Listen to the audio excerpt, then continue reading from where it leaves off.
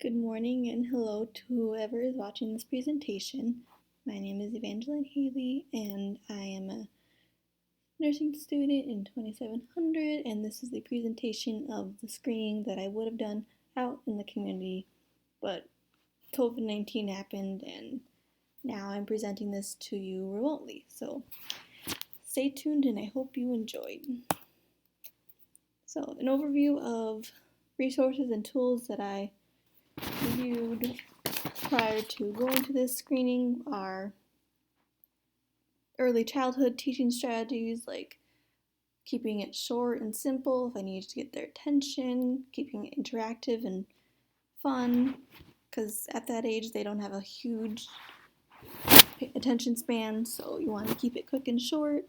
I also kind of researched different methods to get along with younger children because I don't have a ton of experience with a lot of little children, so I wanted to brush up my skills on that.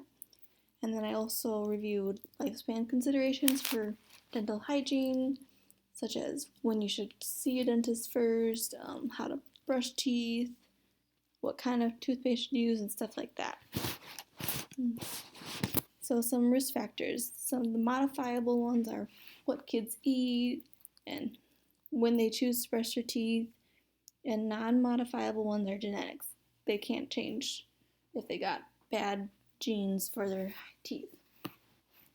So for nursing interventions for the modifiable ones, a good idea would be for the nurse to educate children about healthy food versus unhealthy food, or just letting them know that there's a balance, that you can eat both, but you should have a balance in your diet, and make sure you brush your teeth in the morning and after eating, or at night, depending on their schedule. And the reason that it would be good to educate them about this is it can show them if they choose to eat junk food as meals or snacks a lot, that we can show them how it can ruin their teeth in the long run if they aren't flossing and brushing.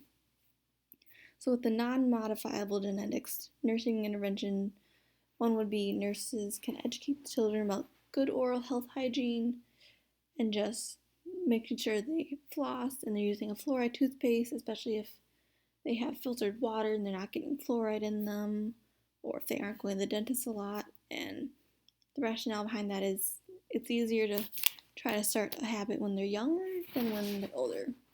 I know I brush my teeth, but I should do it more and floss. The target population would be about from 5 to 7-year-olds.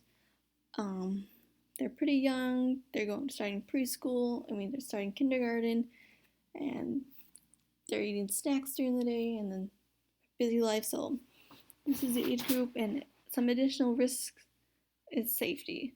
So at this age, they're climbing on things, they're running around, they're interacting with different kids, they're learning to bike and swim and all that. So it'd be important to teach them, if they're going to ride a bike, to wear their helmet and to look both ways before they cross the street and things like that, because they are prone to falling because they're getting used to their body, and then we don't want them getting into accidents. Some applicable health promotion interventions are a nurse can educate the children on how important it is to wear helmets and other safety equipment, because the brain is one of the most important organs in the body, and children's brains are still developing, and what a helmet does, as we all know, it protects the brain from any possible injury or trauma. If they were to fall off, it would provide an extra cushion to prevent from concussions or any other injury. And then another applicable health promotion that a nurse could do is they can promote the importance of a good night's sleep. So children at this age need about 9 to 12 hours of sleep per night. Now, most people don't get that much sleep, but the more sleep, the better, and make sure it's sound and they're getting the REM sleep, because a regular sleep routine can prevent obesity, type 2 diabetes, behavioral issues, and poor mental health. And if they have that routine, they can throw in brushing their teeth and flossing. And I got that from the CDC 2019. Okay, bias. So the definition of bias is when you support or oppose someone or some idea or thing unfairly because you are letting personal opinions sway what you support, and you're not supporting the thing based on evidence and facts or the truth. You're just basing it off what you think or what you've heard and not looking at the true whole picture. I got that from Cambridge Dictionary. So the influence it has is if our minds are closed off if we have bias. So if we believe that someone does not care about their health or they're just gonna go out and do drugs again or drink, then we might be like, well, what is the point in really giving them all this medication, this therapy, or whatever, all these resources, if they're just gonna go back and do what they were that got them in this hospital or clinic or dental place before. So, and we need to provide everyone with the same care and make sure they get good quality care no matter their background, their socioeconomic status, any of that. We need to provide them with proper and good care. Some personal bias that I would see happening is more aimed towards their socioeconomic status, more so maybe towards the parents, thinking, why aren't the parents having more influence on their child's hygiene? What are they doing at home? Do they not care about their children? And I know that's not right, so then I would push that out of my mind and think more realistic that maybe they just don't have access and they need a little help. Professionalism. Some actions that I would do to maintain professionalism boundaries during the screenings is I would wear the correct uniform, one, so the kids know that you are someone who works there, quote unquote, and it's also a reminder for you that, hey, you're not just some Joe Schmo off the street hanging out with the kids. You're there for a purpose. Another thing is to remind yourself to prevent yourself from getting too attached to the children.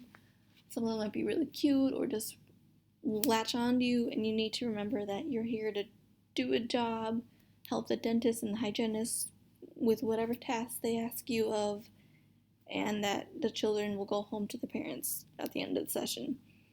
Sometimes it's hard to not get attached, especially if they really just latch onto you, so we need to remind ourselves to not do that.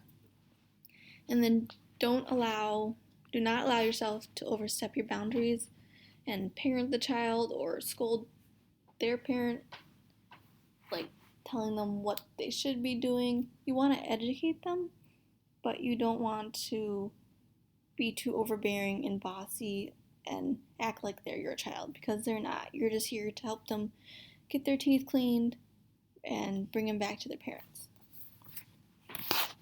Scope of practice. So as a student nurse who's coming to community dental or the Sealant Clinic, you are not a dentist or a hygienist, and you're not a patient getting their teeth cleaned. So you want to make sure you follow the instructions that I was given. Don't ask questions and ask if you could see things, but don't interject yourself into spaces or activities that I'm not familiar with or that are too advanced, like taking tools and cleaning the kid's mouth. That's not what I'm trained in, so I would not do that. And remind myself that I am there to help assist the dentist and hygienist and make the kids feel more comfortable in any way that's okay to do. And then moral/legal/ethical conduct.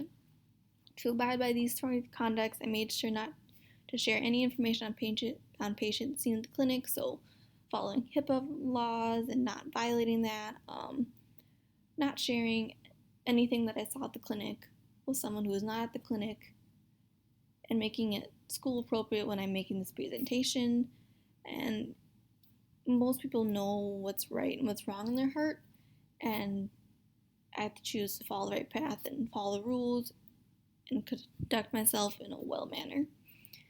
And then a reason why a nurse might step out of those boundaries or go beyond their scope of practice is because they feel sympathetic towards the children. Maybe they feel sorry that the kids are in the situation and they want to help beyond what they are at that place for. So nurses are there to take care, or the dentists are there to clean the teeth. They are not there to provide the kids with everything they could ever need in life, making sure they have all the food. Yes, you can suggest resources if the parents ask, but you're not throwing all that onto them if they don't ask.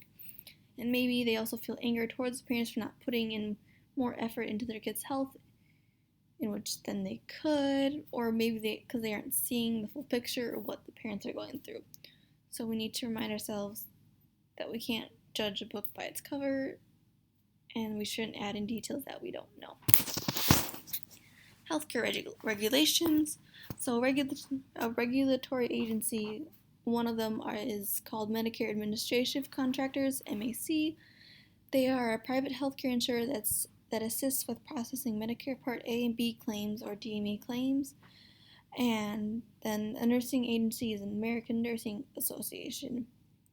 And what they are is an organization set up to advance and protect the profession of nursing, and the impact of regulatory agencies that they are responsible for health policies. They regulate different sectors, such as the pharmaceutical industry, to make sure that the prices that the pills and medications are not over the top, like $500 more than they should be. They're in a reasonable cost that people benefit, and then the people who are buying the medicines can afford it.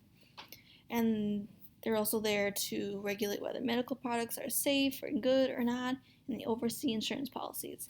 So they play a huge role in our medical system, and they keep things fair to a certain degree. And then here I just have in the top right a little diagram of different federal agencies. Bottom right is a picture of the American Nurses Association logo. And then on the left are the different parts of Medicare, which the Medicare Administrative Contractors cover Part A and B claims. So that's hospital insurance and medical insurance. And here are some sources. And that is the end of my show. Thank you for listening, and I hope you have a good day.